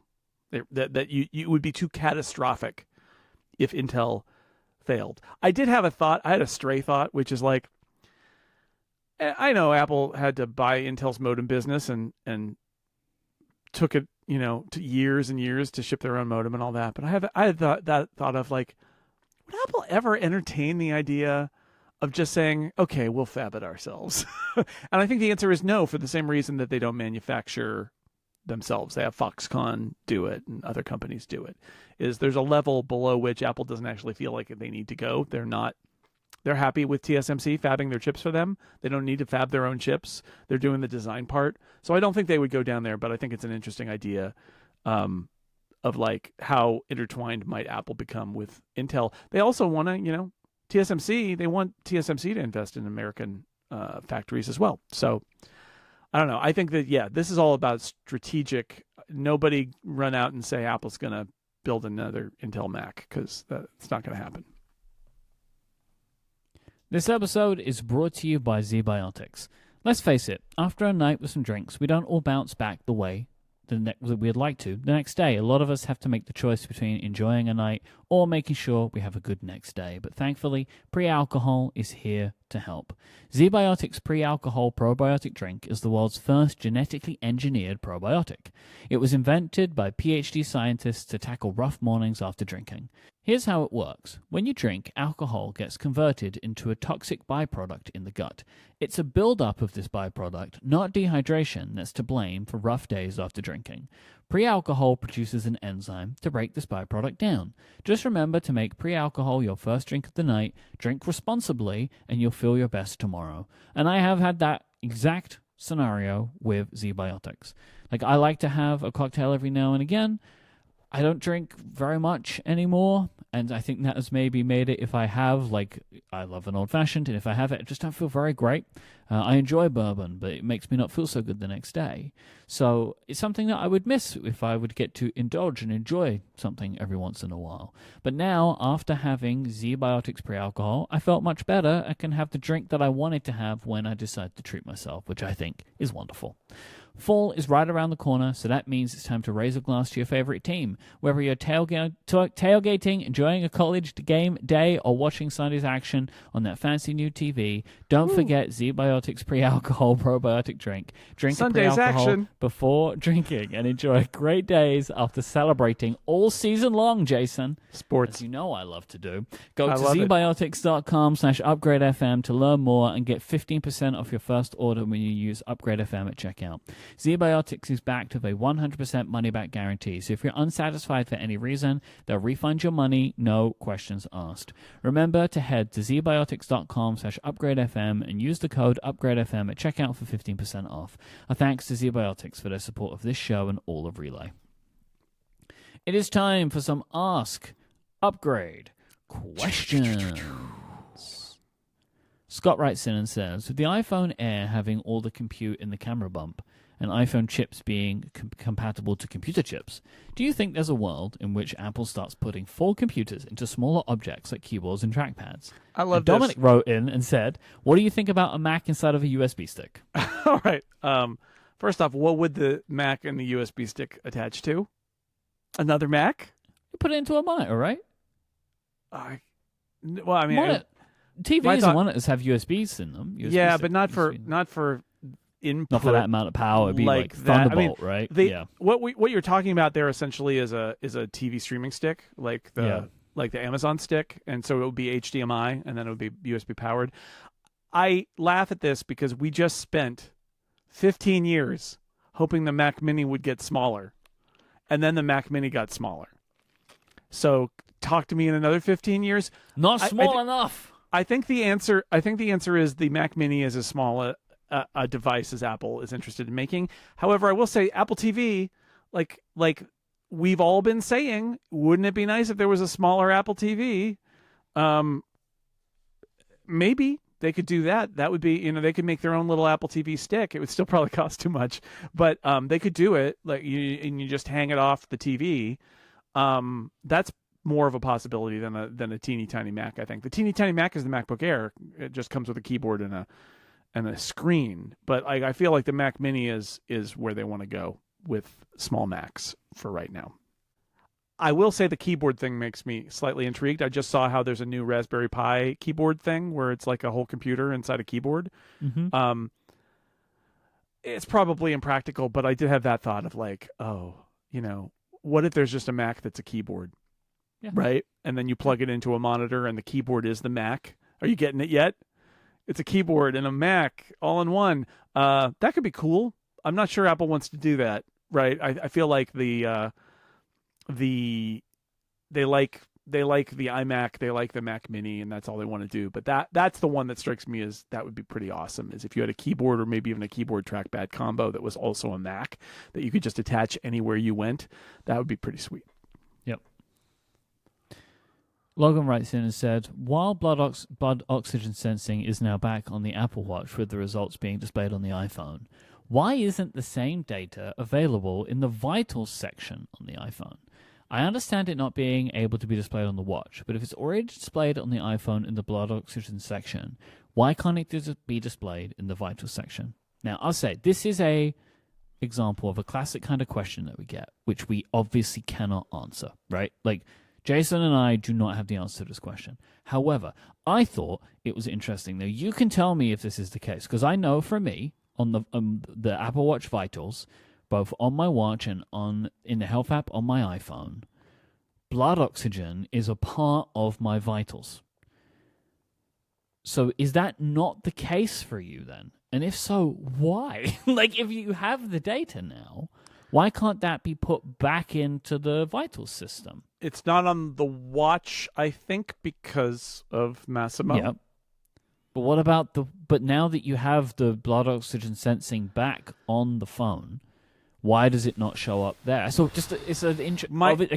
We don't know, but it's interesting. My guess is because this strategy of syncing oxygen back to the phone happened relatively soon, and the Vitals app and the Vitals tab and the Health app were probably built to reflect the same data set, and that to uncouple them is something that if they want to do it will take time. That's my just maybe that gut you know feeling. what that is like too much work to engineer a solution that they are hoping they don't need long term. Right. You go to the Vitals people. Well, also you just roll to the Vitals people and you're like, hey, great news.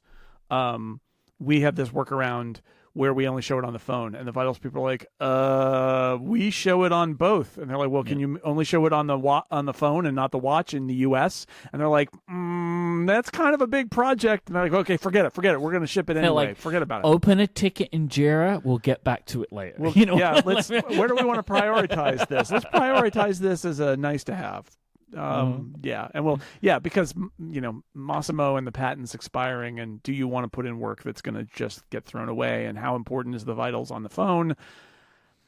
And how important is it for you to remain parallel, where your Vitals on the phone and your Vitals on the watch reflect the same things, right? Instead of it being like different on the phone. Yep. So this whole thing is so dumb, but that's probably why feel like we figured it out. Reed writes in and says, has Myke ever had issues getting service on his US purchased eSIM-only iPhones in the UK? Especially now that the eSIM-only iPhone Pro have a larger battery than their SIM slot counterparts, and of course we have the Air, which is eSIM-only everywhere. I'm wondering if this causes any headaches, if anything is ever needed. So, I will say I've had absolutely zero problems with this. So, I have been on the eSIM train longer than most people would in my country because I've been buying iPhones in America for years, like from when they were first eSIM phones, right, in the States, which was a few years ago. The first year or two, I couldn't do the transfer while I was in America, but now that works. I can. I don't know how on earth that happens, but it does. And I've made the transfer many times. I even just transferred an eSIM from an Android phone to an iPhone. All of this stuff is just handled by the carrier app. So I'm an EE customer. That's the name of my cell network. And they have just functionality in their app for moving your eSIM from device to device. Like, it's not complicated and has worked for me flawlessly in the ways in which I would expect it to. And even now, also somehow works on overseas. I don't recommend that you do that. I was just curious one year if it would work, and it did. And I was like, oh, okay.